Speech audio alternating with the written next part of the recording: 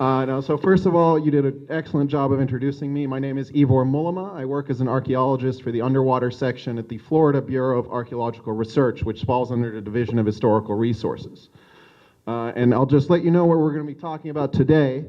So first, I'm going to cover what is the... Can you guys all hear me through the speakers? I'm sorry.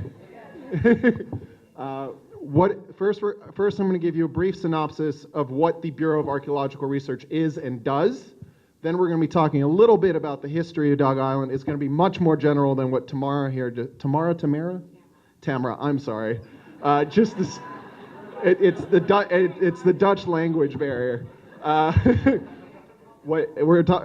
brief general history of Dog Island. We're going to be talking about the archaeology of Dog Island, both on the island itself and a little bit offshore. Then I'm going to be talking to you about the shipwrecks on Dog Island, specifically the most recent ones that were exposed during Hurricane Michael. And then we're going to be talking a little bit about what's next and how you guys can be involved in that process as well. So first off, the Florida Bureau of Archaeological Research is charged with managing, protecting, investigating, and documenting the state's archaeological resources on state lands. Now, on land, it's relatively easy to tell when you're on state property. We have signs up, fences, all that stuff. Water's a little bit trickier. Essentially, the state owns all freshwater sources, lakes, streams, anything up to the mean high water mark. As far as saltwater goes, in the Atlantic, that stretches out 3 nautical miles. And at the Gulf, you can kind of see it on this map right here, and I'll have a more detailed map for you in a second. It stretches 9 miles or 9 nautical miles into the Gulf.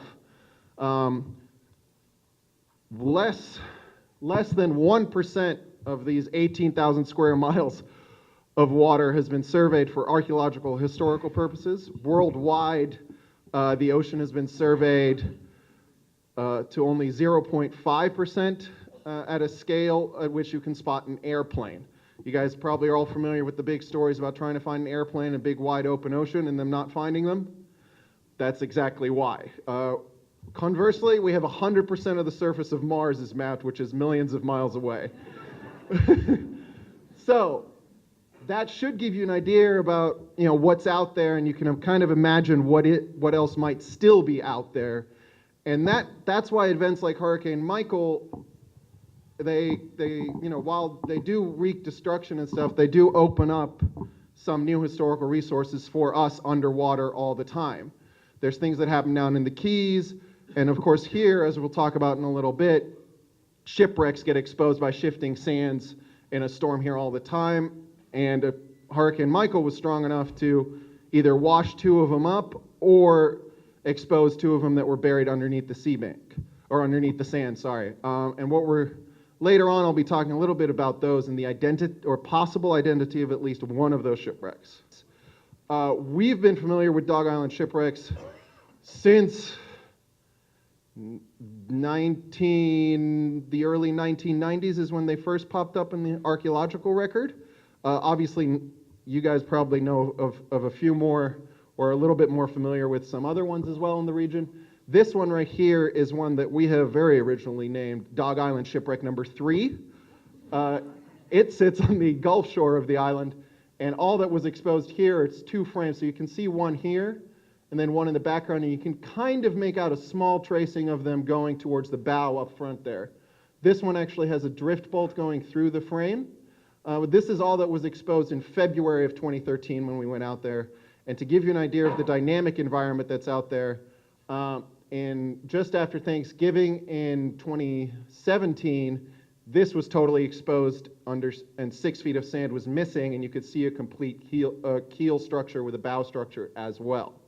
So that's just to give you an idea of in a few months what can happen. That was exposed after a smaller storm just before Thanksgiving that only lasted about a day or so. So Dog Island, as you guys are probably familiar with, is directly south of Carrabelle. To give you guys a little bit of geography, I'll refer to this as the west end, and that is the east end. If you hear me talk about the St. George Sound, that's this body of water right here between Dog Island and St. George. If you hear me talk about Ballast Cove, that's this cove right here. This is Shipping Cove. Ballast Cove is so named because in the time of trade, as she mentioned earlier, that's where ships could go and offload some ballast. So we have a number of documented ballast piles there. Shipping Cove is where 3, now potentially 4 or 5 shipwrecks are located near. It is a true barrier island of sand and some sea scrubs and some occasional pine. It does have a shifting geography that this picture notates very well. So this picture is a georectified image of historical maps. They're overlaid to show the shifting position of Dog Island. It goes from 1900 to 2013. 1900 is in the dark gray, and you can kind of make out a few of the patches about right there. There's a gray patch, and there's a gray patch. But if you pay attention to the pink that overlays it all, you can tell that the island has gradually shifted north or towards the mainland and has stretched out from east to west. It's grown considerably on the west end here and has also eked out a little bit on the east end over here. Now the coves have remained relatively stable, but the strips of land separating the coves from the Gulf have narrowed considerably. Now what this means for archaeologists is that shifting sands means re-exposure or exposure of new shipwrecks or old shipwrecks all the time. Beyond preservation strategies, that also means that we're finding new stuff all the time. Hurricane Michael is an extreme example of this.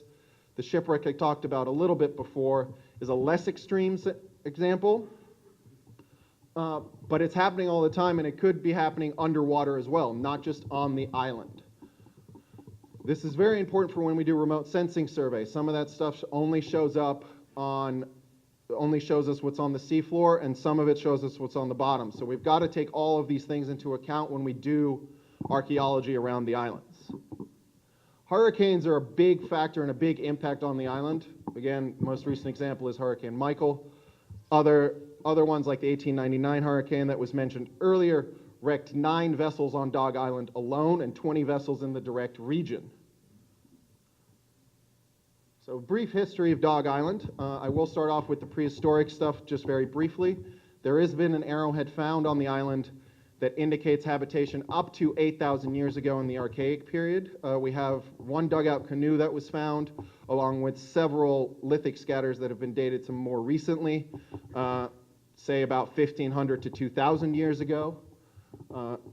After the discovery, or I should say exploration of Florida by Ponce de Leon in the early 1500s, Dog Island existed much more on the periphery of colonial empires. There was no direct settlement here in the region immediately, and there was no interaction in the waters here other than the occasional ship passing through. Now, that doesn't mean that ships weren't aware of it or that captains hadn't documented it. It's just simply we don't have the record stating that they had done so. By the early 1700s, the French have set up a colony in New Orleans and in Alabama at Mobile Bay, and they're encroaching on Spanish lands in the Panhandle. Now, what that means is that all of a sudden this region becomes very important and strategic for competing colonial powers. This also means that it's much more important to know what's out there. Before that, the Spanish claimed it and they said that's ours, and they didn't really bat an eye after it. All of a sudden, they need to know exactly what's out there. The French, however, beat them to the punch, and we have this map showing a rough location of Dog Island right there at Ile aux Chiens, which roughly translates as Dog Island. That is the first mention, or the earliest mention that we have found of the islands or island chain by that name. Now, it's still unclear whether this French Dog Island refers to St. Vincent Island, St. George Island, or actual Dog Island, or all three because it is plural, or if it's interchangeable with one of those other names. However, it is in roughly the right position for the cartography of the time, and it is mentioned repeatedly with this name or its translated version in another language right up until the present day. Now, there's a couple wrecks that I'm going to talk about very briefly that are of historic importance and have been very well documented. The first is in 1766, Le Tigre. It's a French merchantman carrying unknown cargo that wrecked here during a storm. The shifting sands here and the reef that's just off the east end of Dog Island creates a very dangerous area for ships, especially when they don't really know what's here. The ship struck a reef. One of the owners died, and the captain survived and wrote a very well documented and still survives to this day shipwreck history or shipwreck story about his ordeal on the island. It is still unknown what it was carrying. There are some marks of manufactured goods, potentially some cotton. Other people have speculated that it was carrying tobacco. Still others have wilder theories that it was something much more valuable. But until we actually find it and can identify it, there's no way to say for certain. Now, the other one kind of combines with the second event I have up here. The HMS Fox combines with the around 1800 activity of William Augustus Bowles. For those of you who don't know, William Augustus Bowles was a Britishman illegally operating in Spanish Florida with the Creek Indians, and he founded a nation called the Muskogee Nation. It was allowed to sail privateers under its own flag and had a navy based off St. George Island. If that's where their navy was, they undoubtedly were aware of Dog Island and the safe harbor it offered. A little bit earlier, in 1766, the British had documented this area when they were ceded to it by the Spanish, and they have marked the area north of Dog Island as a safe harbor for ships. This includes essentially all of Apalachicola Bay and the bay just south of Carrabelle. The barrier islands create a perfect little shelter for ships where they can ride out the storm. They have direct access to fresh water with the rivers and springs in the area. And if you're running low on any food, you can also replenish at one of the settlements here if you're in that much trouble. I know this firsthand. We were out on the ship at the shipwreck this past Wednesday when the Gulf was tearing it up at about 4 to 5 feet. Inside the bay, you had maybe 1 to 2 feet. Much, much more manageable in our little boat, and I can only imagine that that gets exaggerated the bigger your ship is or the earlier you're sailing. After William Augustus Bowles' activities cease, we enter the period that was talked about earlier. From 1800 to 1860, we have a great focus on trade. In this time, it's mostly cotton coming down from Alabama, Georgia, and later other plantations in Florida. Sea cotton was highly prized by buyers both domestic and abroad, and millions of dollars of cotton flowed out of Carrabelle, Apalachicola, and the general region. Of course, in 1861 to 1865, we enter the Civil War. Most of that trade disappears completely, although it was already in decline before the war. And from 1861 to 1865, we have direct evidence of blockading activities by Union forces and also smuggling or blockade running activities by Confederates. There are several ships operated in the area. Apalachicola was taken and immediately abandoned by Union forces on the same day. That ended most Civil War activity in the area. We do have some documents of captured blockade runners being burned, other ships being burned, or industrial activity or industrial sites in and around the islands being destroyed or captured by Union forces. Now, from 1865 to about 1930, we enter that exact period that was discussed just before I started talking. We focus on lumber and fish. Lumber becomes naval stores, which goes into barrels, which is exactly what you see in all of these barrels lining Carrabelle Dock here. Now, this is just the pier, so you can imagine what's in all the 22 warehouses that were also in Carrabelle. Wooden shipbuilding was still being used quite heavily. Turpentine, pitch, and tar were essential. You'll see some pictures of that later. Pitch and tar were used in the caulking process of a wooden ship, where you could take some oakum, mash that down in between the planks as waterproofing, and mix it with the tar to ensure a good, solid seal. Ships needed a constant supply of this. Wooden ships always leak and need constant attention. The pitch, tar, from this area was highly prized and very cheap. And as you mentioned, it became one of the biggest international ports of the region, if not of the entire Gulf. Fishing industry was much more localized. You see here in the background of this picture a couple of fishing schooners. Now, it's only localized because of the extent of travel. The technology did not yet exist to keep fish fresh for much longer unless you salted it, but you could transport it for a couple of days and sell it on later. During this heyday, we have the 1899 Hurricane, which is this picture. This shows 1, 2, 3, 4, 5, 6, 7, and a potential 8th vessel behind the Favette wrecked on Dog Island alone. In this direct region, we have over 20 documented wrecks.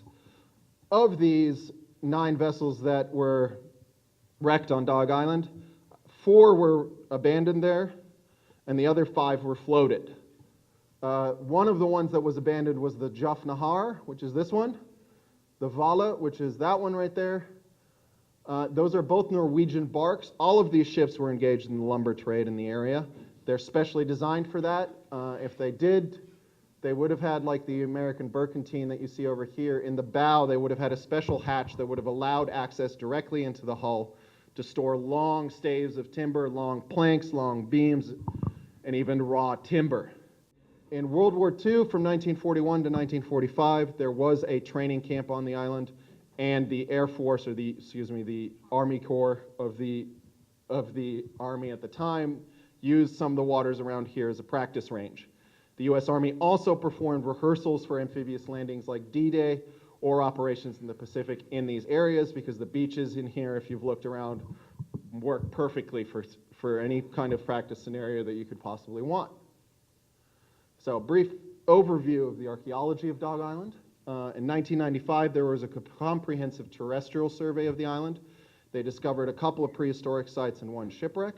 They did extensive shovel testing, and they found 1 prehistoric site that's right on the shore. Now, what that means is that it is eroding into the water, and there might be a submerged component to that, which is something we'll have to look at once we get back to remote sensing in the area. In 1999 and 2002, FSU's Program in Underwater Archaeology, or PUA, performed extensive historical research and archaeological research on the island. That's the picture you see here of them documenting one of the exposed shipwrecks of the time. I can tell you that that shipwreck is now completely underwater and no longer on the shore of the island. So in 20 years, the island has moved far enough north to completely submerge that shipwreck. You can't see it from the beach anymore. In 2012 and 2018, BAR, or the Bureau of Archaeological Research that I work for, was active on the island. We got another report that a storm had exposed a shipwreck on shore, and they went in to investigate. The same thing happened in 2018, and that's what this picture is from. Now, this is a difference of maybe a few weeks from when the storm was, and you can already see that the shipwreck is totally buried with just some frames poking out of the sand there. And then, of course, we have Hurricane Michael that I'm all here to talk about, and we'll get to all that in a second. This is Hurricane Michael as we saw it last Wednesday. It is directly in, or one of the Hurricane Michael wrecks as we saw it last Wednesday. It is directly in the surf zone. This is it at about halfway between low and high tide, and it is getting beat. Behind here, it extends for a large area, maybe about 70 or 80 feet in total length. And then, so after all this archaeological surveys were completed, we have a brief synopsis of the maritime archaeology on Dog Island. We have Dog Island shipwrecks numbers 1, 2, and 3, which you see on the map here. This is the area where shipwreck number 2, traditionally identified as the Vala, or one of the Norwegian lumber ships, was. Dog Island shipwreck number 3, tentatively identified as the Juf Nahar, one of the other Norwegian lumber ships from 1899 that wrecked here, is there. The circles to the east and to the south of that mark possible barrel wells by explorers or by shipwreck survivors, or they're just barrels that rotted out and look like barrel wells. We haven't quite determined that yet. This is shipwreck number 1, which is the one that you saw exposed earlier when I talked about the archaeological surveys on the island. It is now a considerable distance offshore, and while not inaccessible, we'll need some more intense operations to investigate that fully or assess the state of it. We're hoping it remains relatively buried by the sand and thus stays preserved for much longer. No. So I was looking at the measurements that we took off number 3 in February of last year and the measurements that we took off the shipwreck this time. Now, while they are similar, this one is of the Hurricane Michael has bigger dimensions, so it's not from the same wreck as I see it now. Further investigation might yield that it's a similar ship because it looks very similar and has some of the same characteristics, but we'll get to that in a little bit. We have some shipwrecks offshore. There is at least one identified off each end of the island, and of course we have historical documents telling us that there are many more shipwrecks in the area, everything from right on Dog Island offshore in the Gulf, inshore in the Bay. From the Civil War to earlier, and from the Civil War onwards, there's even a couple of U-boat victims in the area that have yet to be found. Now, Hurricane Michael, as you all know, hit in October of last year. This is Dog Island in the area where the shipwrecks were found just before the hurricane came through. Note the position of this pier in relation to the line of the beach, and the line of the beach in relation to this house in particular. This is Dog Island right after Hurricane Michael came through. This is on 14th of October of last year. Now you can already see just in the north. Oh, everybody's okay? All right. So you can already see that the beach has been scoured out on the northern or bay side of the island. This pier is still in a relatively good state, but has clearly functioned as some kind of a barrier for the currents to deposit more sand on this side and scour it out on the western side. This is the bow structure that we'll see in a little bit that got exposed or washed up during the hurricane. And this, right in here at the edge of the picture, is the hull section and the possible dock or house structure that we'll be seeing in a little bit. These pictures are great for us because they allow for immediate identification. NOAA published these within a few days of the hurricane, and immediately people spotted the shipwrecks. Obviously, the people that lived on Dog Island noticed them first. We got great amount of public attention. With recovery efforts in the area, we weren't really able to go out and visit them until last Wednesday. However, before that, some of the local inhabitants here, and I'd like to in particular mention Frank Stevenson and Rod Gashi, they helped me out a great deal. They were visiting the sites, and they took some very good pictures that allow for us to create a good timeline of what these shipwrecks looked like when they were first washed up to what they look like now. This becomes important later on when I talk about what's next for the Dog Island shipwrecks. Yeah, so that's all shifting signs. The land has moved, the house has not. The house was first. All right. All right. The record on that I had said 2018. It's moved further where? Sorry. Toward the dock. Okay. Well, so that explains that, but it's still evidence of how the Dog Island sands have shifted during the hurricane to allow for the shipwrecks to become exposed. But thanks for letting me know that. As far as I know, it's impossible to tell. We have no documented cases of shipwrecks in that location. I can tell you that when we were here in February of 2018, this dock structure was visible. It did not have a hull section on it. So that, I suspect, is washed up, or it became exposed somewhere along the edge of the beach and washed up there. This, I couldn't give you a definite answer. Both are very, very possible. Given the history of the island and the shifting sands. So first we have the hull and the potential dock or house structure. This is an aerial view. Right here at the bottom you see the large hull structure and the dock and house structure right here. And then on the top side here you have the bow structure or shipwreck as we've been referring to it. So if you hear me say shipwreck, that's the one I'm talking about. If I say hull, this is the section I'm talking about.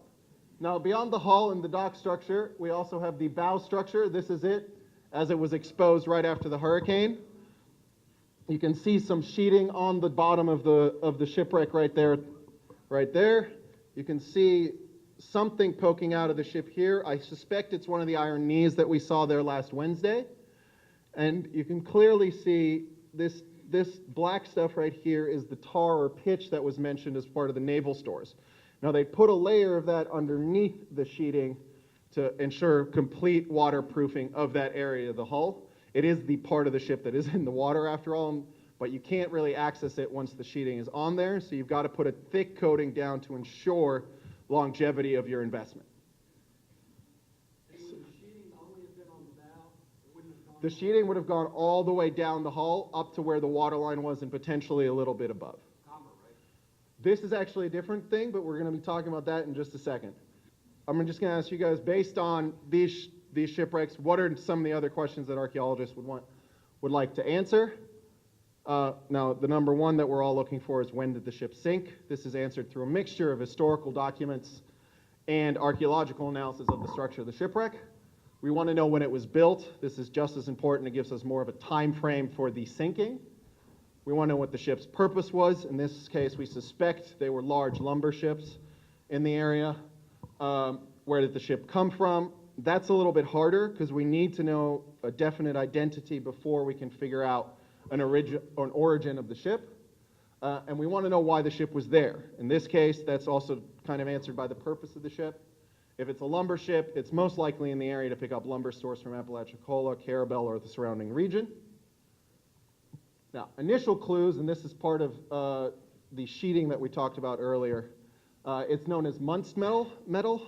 It's a mixture of 60% copper and 40% zinc with some traces of iron. It wasn't patented or developed until 1832, so that gives us a good timeline from where to start. Anything earlier than that, ships wouldn't have had this. So that's our cutoff point as far as historical documentation of the shipwrecks go. It replaces copper sheeting because it's almost a third of the price and does the same exact thing. Now around here you can see some of that pitch and tar. You can see some small tacks that would have held the Muntz metal in place. And you can also see a hole for a trunnel or a tree nail that would have been hammered through the hull into a frame to keep the planking in place. We also have several copper or Muntz fasteners. Now this is the best picture we could get there because a lot of the copper fasteners or exposed copper fasteners have been cut off and recovered by looters. But you can kind of see the rounded head on top of the fastener there. That indicates that it's of a later date. Advanced industrial procedures can then create standardized bolts with a rounded head that you can drive into the ship, as opposed to giving them a basically straight bar that you would hammer and see a direct flange on the fastener itself. We also have some charred timbers on the bow structure of the shipwreck that was exposed. You can see the black charring on the edge of the frames that indicate that this ship was likely burned to the waterline. As far as my records show, none of the 1899 hurricane shipwrecks were burned to the waterline. They were simply abandoned or salvaged as much as possible. So that gives us an indication of what kind of historical record we should be looking for. Another one, you can't quite see it because it's underneath all this sea foam, is there's concrete in the bow of the ship. That would have been used as ballast or potentially as a small structural component in the bow where it's taking a lot of beating from the waves and as it travels. That wouldn't have been used in shipping until much later in the 19th century. So that again gives us a good starting point for a timeline for a historical search as well as for the archaeological record. So the bow structure, the best way for us to identify this is to take measurements of diagnostic timbers. Diagnostic timbers in this case are the keelson, which sits right above the keel inside the hull and runs the entire length of the ship. The frames, which you can see sticking out here clearly, you have floor timbers, which create the bottom of the hull and then climb up in futtocks or other frames to the top of the ship. We have outer hull planking, and we have ceiling planking. Now, if you hear me mention ceiling planking, that's simply the planking that's on the inside of the ship. So that's what you see exposed right there and along the right side of this picture. This picture was taken in October of last year. The shipwreck has since moved and is sitting much more parallel to the shore now, and it continues to shift position as the waves and storms and general currents of the area keep working at it. Now, the keelson was 14 inches sided or along the top of the shipwreck, or along the top of it. Hull planking was an average of 3.9 inches thick. The frames were almost square at 10.5 inches, or 10.4 on one side and then 10.7 going the other direction on average. And the ceiling planking was an average of 4.6 inches thick. Now, the reason this becomes important is because in later years, and especially in the later half of the 19th century, which is when we're looking for this shipwreck, insurance companies, navies, and countries all had laid out strict guidelines for the construction of the ship. If your ship was 300 tons, you needed a keelson that was this big, and a keel that was that big, and a hull plank that was this thick at this specific location. We have all those records and those dimensions that they require. That allows us to provide a rough idea of the size of the ship, which then also allows us for further identification. You guys, so this is the keelson.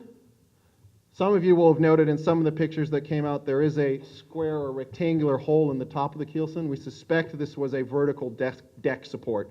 It's a little bit too underbuilt to be a mast step. If it was a mast step, it would have had more construction going either side of the keelson. These are the frames and the ceiling planking I was talking about earlier. These are the second part of the frame that comes off of the floor timber at the bottom of the ship.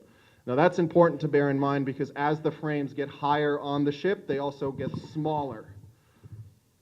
So we need to know the position to be able to accurately identify them in the historical shipping registers and then get a good identity off the ship. Now here you see a good example of the ceiling planking in the bow. Some of it's rotted away, some of it's simply broken off, and some of it's unfortunately been cut off by visitors. These dark spots that you're seeing inside the hull were initially identified as slag, but when we were out there, it's charcoal, and we suspect that that's from the burning of the ship. Remains of the fire fell down into the hull, and with some of the iron fasteners and some of the iron knees that were there, concreted into a hard mass. It is not any form of ballast, it is simply the remains of a disaster at sea. Now, what that does mean, though, is that we do have iron knees. Only one of them was visible on site and in such a state that we couldn't get any accurate measurements off of it. Iron knees are like big L brackets. They sit along the inside hull of a ship and support the deck. They can go maybe a foot or two along the deck and then go all the way down to the keel if they need to. So they're quite big and quite large, but they replace large wooden timbers that would have been serving the same purpose on board. They're much lighter and allow the ship to carry more cargo, and probably most importantly for anybody owning the ship, they are much cheaper and easier to produce than waiting 20 years for an oak tree to grow in the right shape so that you could have the piece of wood that you needed to. Iron knees as well provide an indication. They didn't become commonplace on ships until after the Napoleonic Wars in 1815, and even then it's much more of a regional question. In areas like the northwest of the states, they would have potentially been less common because they had an abundance of timber there that they could still use. And in areas like Scandinavia that are also rich in timbers, they continue to use wooden ships with a smattering of iron components like knees in there until a much later date than most other countries that had already switched over to iron hull or steel hulled ships. Now, based off of these measurements and what is known as the Register of American and Foreign Shipping of 1895, yes, sir? What were the average lengths of these ships? That depends on the tonnage and size of the ship. All of that was defined. Please repeat the question. Oh, I'm sorry. So he asked what the average length of these ships was. Now, the length of the ship, as with everything else on these ships in these later days, is very clearly outlined and defined. Some of the Norwegian ships that we saw earlier that wrecked in the 1899 hurricane were over 140 feet long and about 20 to 30 feet wide. Just to give you guys an indication of size. This, however, was identified as a larger ship. It is 600 to 700 tons. Initially, I thought it might match the Hindu, which is a 1899 Norwegian lumber ship that was built in Germany, and you can see it in the picture here with a couple of the other wrecked ships in the background there. Now, other than the masts and the sail, wrecked in 1899. Excuse me, he asked me if it was built or wrecked in 1899, and it was definitely wrecked in 1899. It was constructed within a couple of decades before then. And it was constructed in Germany. Now, other than the sail hanging over the side and masts and spars being all helter-skelter after a hurricane, this ship is actually in very good shape. Even though I thought it matched it, and it's a likely candidate with that area and some of the other shipwrecks that have survived in the area, this ship was refloated and salvaged. So it can't be the one that's left behind. It also shows no history of burning, which eliminates it even more, because it would... Do you have a question, sir? That's correct. This is the Hindu wrecked in 1899 after the hurricane on Dog Island. It, however, did match the size of the ship. We think the ship, based on the measurements we took, is 600 or 700 tons, potentially up to 800 tons, depending on how much play they had with other components of the ship. This is a 632-ton vessel. Other candidates after this one was eliminated include the Fanny Holmes that wrecked on April 8th, 1860. It was carrying cotton. Sorry, I have the exact. Yeah, sorry. It was carrying cotton, and it was a bark that weighed, or not weighed, excuse me, that was the size of 673 tons. Now that falls right smack in the middle of our identified size of the ship and matches up very nicely. It is also the only ship of its size and of the right date that I could find that had direct documentation of it burning down to the waterline. So that matches the time, it matches the technology that would have been on board, and it matches the fire incident of the wrecking of the ship that was evident on the shipwreck remains itself. What does it mean it's a bark? A bark is just a... Exactly. It's a... No, you're okay. So a ship is essentially just a big boat, right? If you talk about a bark or a ship or a schooner or anything like that, beyond that, you're really talking about the rigging and the setup of the masts. So a bark has 3 masts and has its sails configured in a specific way.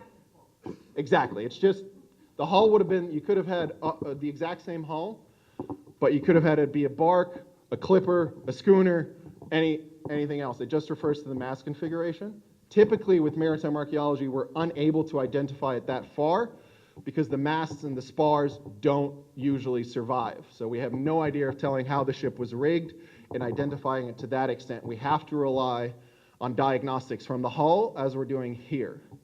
And beyond that, you can change the mast and sail configuration over time on a ship. Sailors have done this for centuries. So there's no saying that if you find the masts on the shipwreck and it looks like a bark, that it might not have been a schooner or another type of ship or boat at a different time in its history. Is that particular red bark? Is that what you see?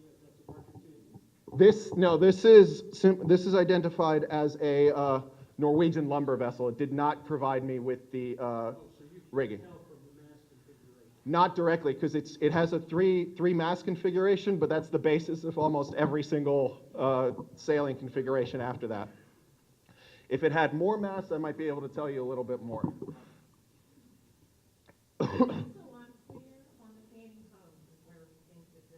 Potentially. So the other candidate that we have is the Kelly B that was wrecked in March of 1875. It sank in a storm, and it weighed in at 738 tons, which also falls a little bit towards the higher end of our range, but still falls very nicely within it. However, it does not have any documented evidence of burning.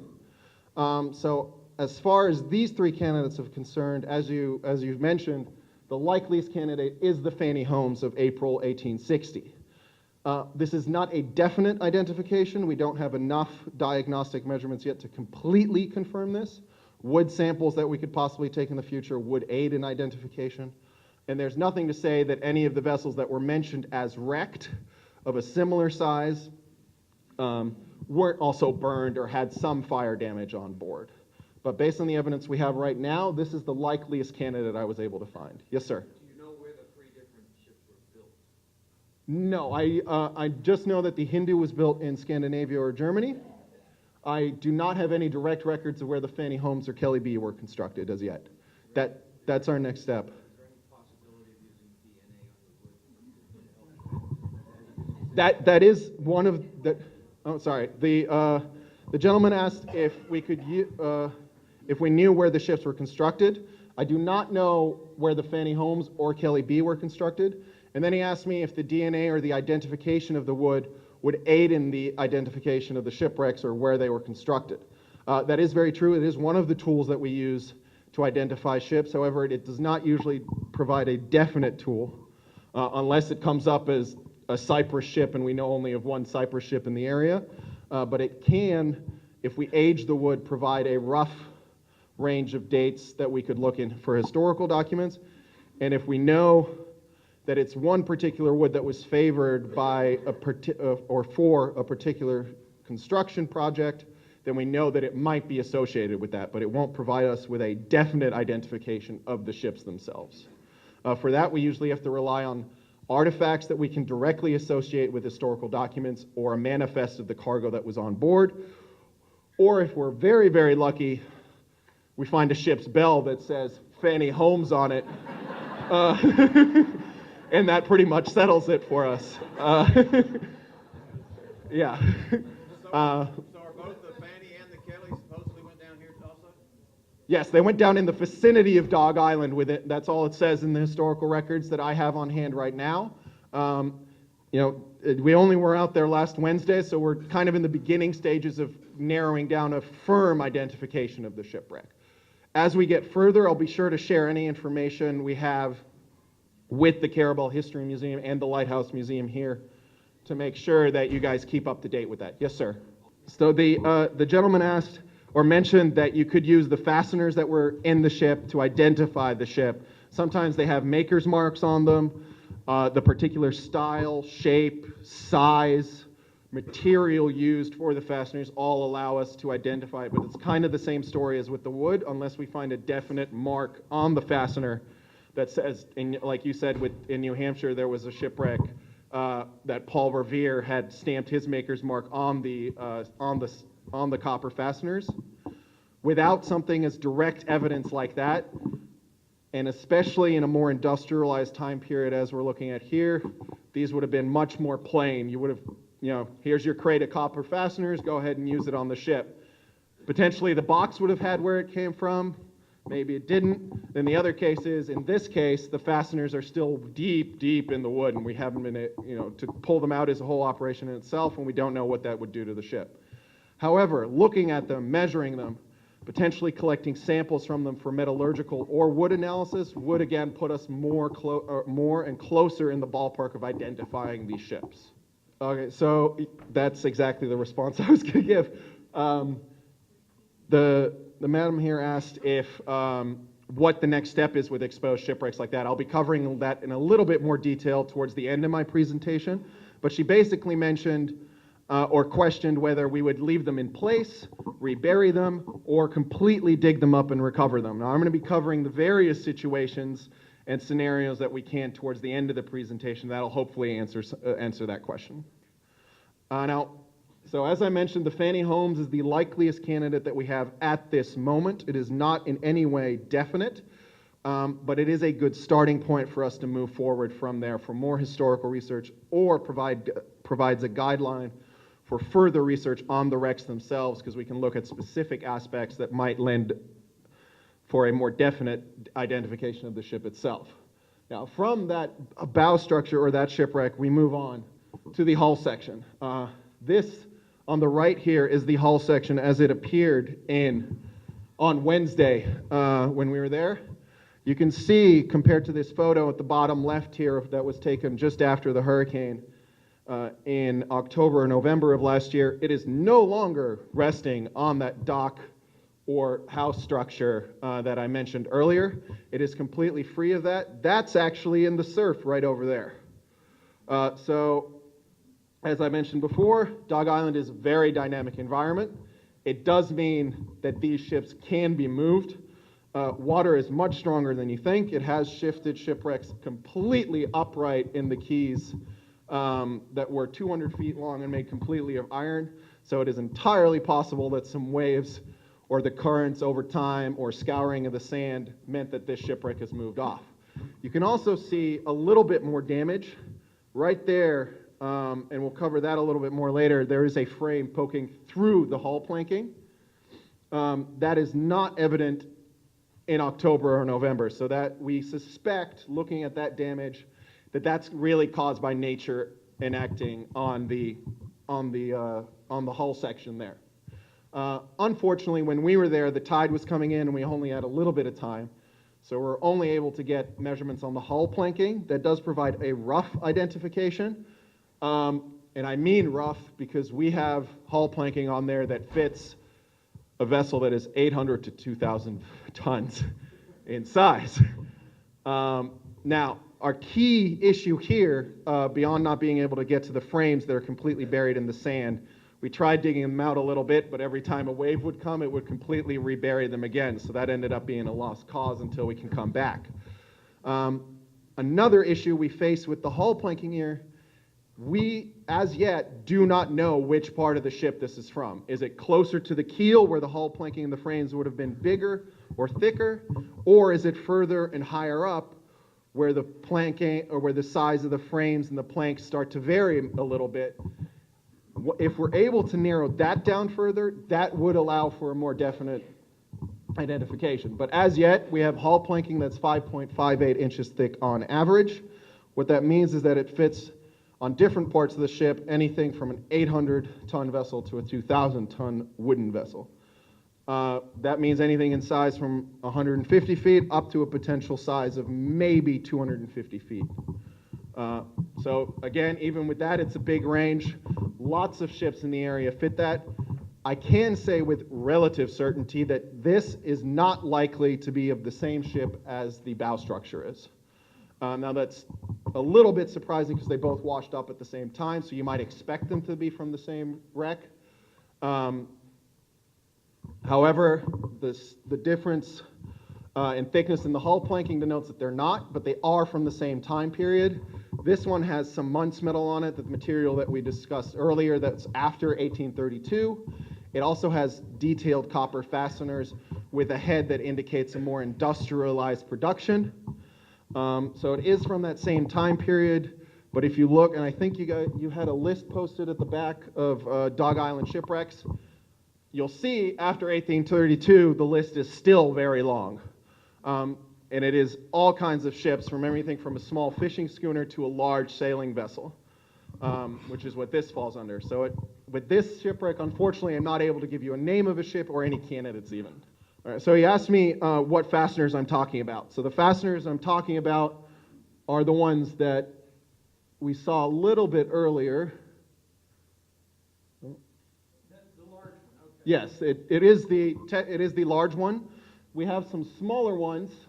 Yeah, when we were out there. Yeah, so the copper cut nails that you saw, I suspect, are sheathing tacks. He mentioned that he saw some what looked like smaller copper cut nails on the beach or on the ship itself when he was out there. When did you say you were out there, sir? In October of last year. So if we look at this picture of the Muntz metal, I think what you saw are probably these. October 13th. So what you saw is probably something about that size. Those are no big. The shaft was square? That's still very possible at this time period. So what he mentioned is that he saw a lot of square copper cut nails. That is still very possible at this time period. They're not all going to be rounded, and different nails provide different services on a ship. A ship made out of almost an entire forest of wood requires all kinds of different kinds of nails, so it's not completely out of the realm of possibility that that was there. If they were completely loose, it is also possible that they were ship stores or kept as spare. They were in the rigs? Okay, yeah, then I suspect that they served something like the sheathing purpose if they were embedded. However, I'd need to take a good close look at them. These were all in the inside section. Unfortunately, it doesn't have an identity that I can ascribe to it right now. However, we were able to identify some very obvious threats to the shipwreck itself. First, we have looting. Now, what you see in this picture is a freshly cut copper fastener that somebody sawed through. Over here is another a thicker copper fastener. that was completely embedded in the wood and hadn't been extracted yet. So you can clearly see the difference in coloration between a fresh cut and a old cut or a damaged fastener. Now, as I mentioned before, any shipwrecks or archaeological resources that fall within state waters are directly property of the state. It is at the very least a misdemeanor and possibly up to a third-degree felony to remove anything from a ship or from an archaeological site without direct permission. If you see anybody doing this while you're out there, please just tell them that it is state property, that they shouldn't be taking anything, and if they continue to, either call the local police here, or we have very good relations with the local FWC, and they're much more familiar with the archaeological laws of the area. Now, the second one is surf damage. Now, this is a picture of that damage that I was talking about on the hull. The hull has since moved, as I mentioned. It is likely that during that process, one of the frames became dislodged and decided to poke its way through the hull. That break that you see there is not a cut mark. We didn't see any saw marks or anything there, so we think it's just old wood that's gotten damaged and decided it couldn't hold on anymore. We also face exposure damage. This is one of the inside ceiling planks on that bow structure that we saw. You can see it's all cracked and dry right now. So that's what happens to wood if it dries out after it's been soaked and completely waterlogged. The water replaces some of the cell structure that's in the wood, and then eventually, if you let it dry out completely, that cell structure completely disintegrates and the wood will just fall apart. This has been minimized because it keeps getting re-exposed due to the tides and shifting sands, but that is a concern that we need to note. If you notice any changes or anything else, please feel free to call us. I have a lot of business cards with me. There's also some cards from the Florida Public Archaeology Network in the back that tell you what to do if you ever find any artifacts on a beach or anywhere else. And you can call them. They're a great public resource, and we definitely trust them to help you guys with anything associated with these wrecks. Okay, so he asked me if when the wood becomes waterlogged, does the water penetrate throughout the entirety of the timbers, or does it simply penetrate to a certain depth? Both are possible. It depends on the age and type of wood. I've seen very recent shipwrecks where the water has soaked completely through the timbers, and I've also seen very old shipwrecks that are hundreds of years old where the wood is soaked all the way through. So he mentioned that there was a timber or plank found on St. George Island, and after a recent storm, and with the current patterns and the wind patterns during that storm. Sure thing. So the information on the talk will be on YouTube. You mentioned a beach TV network, and as well I'll be providing the PowerPoint directly to the History Museum for distribution after that if they need to catch up on anything that they've missed or if they're anything like that, and on the Facebook page as well. So finally, after we assess these threats, and I am wrapping it up here, I apologize for taking a little bit longer, we have to decide what's next. Now, the first step I mentioned is more historical research, identify some more ships that may have gone down in the area that would have burned, and match the criteria that we've identified so far. Further archaeological investigations, looking at things like those square cut nails that you mentioned, possibly identifying the wood, some more detailed analysis of the fasteners are also very much in the ballpark of what we might do in the future.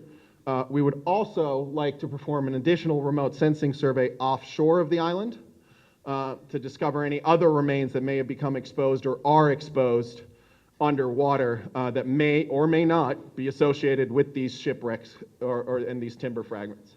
And then you asked me earlier what the next step as far as preservation and conservation would be. Conserving a wooden shipwreck is very, very, very, very, very expensive. Generally, what you do is you take the waterlogged wood, and we use a compound called polyethylene glycol, or PEG for short, and it soaks into the wood and slowly replaces the water in the cellular structure, and I do mean slowly. They have recovered entire shipwrecks in the 1960s, and they are still treating them with PEG. PEG is very expensive, and we can only really justify it for smaller timber fragments. We cannot, and we do not have the facilities to conserve an entire shipwreck like this at this time. Beyond that, without a definite identification, we have to assign our resources as they are. And the best protection that we can offer it for now is to leave it in place and to protect it from looters. That'll preserve as much as we can for now. We will enter talks and potentially post signage with FWC on the island as long as we get permission from any landholders that are associated with the property. But that is definitely the best course of action for now. Coupled with leaving it in place, that does not mean that we just forget about it. We will, every few years, hopefully, come back and reassess the wrecks for any damage or any other things that may have become exposed or anything else that may have happened. And of course, one of our most important resources for BAR, we are only 5 people, 5 underwater archaeologists for an entire 18,000 square miles of sovereign state waters. If you do the math real quick, that means we're each responsible for over 3,000 square miles of ocean. I'm a good swimmer. I can't swim that far or that fast. So what we would very much appreciate is anybody that goes out to the wrecks, send us pictures, send us updates or changes that you may have identified. We've already gotten a great response on these wrecks so far. I have my business card here. I have more information in the back. If you'd like my contact information, please feel free to reach out. And anytime you go out to the wrecks, even if it's just 1 or 2 pictures, that might still tell us how the wrecks are doing and if we need to go out there. So if you guys could reach out to us, call us with any changes on the wrecks. And of course, as I mentioned, to combat the looting, if you guys see anybody on board there, please, as first course of action, just explain to them that these wrecks are state property. If you do take from them, that is an illegal act that can be punishable by prison time and a large fine. And then if they don't stop, yes. And I would like to, I'm glad to hear you say that 1 nail could be the evidence necessary to identify a ship. And that could be one that somebody decided to take home, So that's exactly why, Joan here mentioned that 1 nail could be key to identifying the ship, and that's very true. Especially anything that's exposed and easily accessible to us is just as easily accessed by looters that want to take parts of the shipwreck away. And what that means is that they are destroying the archaeological record and might limit our ability to identify the site. But if you do see them, just explain to them it's state property, it's an illegal act, and if they still continue to do it, take down any information that they have, and then contact your local FWC or police officers. And then finally, to wrap up my talk, I'd just like to go through some quick acknowledgements. First, I'd like to thank the Carrabelle History Museum for hosting us and putting this entire event together. It has been very, very fantastic. I'd also like to thank Mr. Rod Gashi and Mr. Frank Stevenson for cooperating with me and providing me some artifacts that washed up on shore. I see one of them is in attendance here, so I'd like you all to give him a hand, please. Thank you very much. Finally, I'd also like to thank the Florida Department of State and Florida Division of Historical Resources for coming out for letting me go out to the wrecks and investigate them. Without their support, this wouldn't have been possible. And then finally, I'd just like to thank my colleague Nick Yarbrough for letting me drag him through 3-foot seas on a very small boat last Wednesday and letting me take a good look at the wrecks. Thank you very much, guys. You guys have been a very fantastic crowd.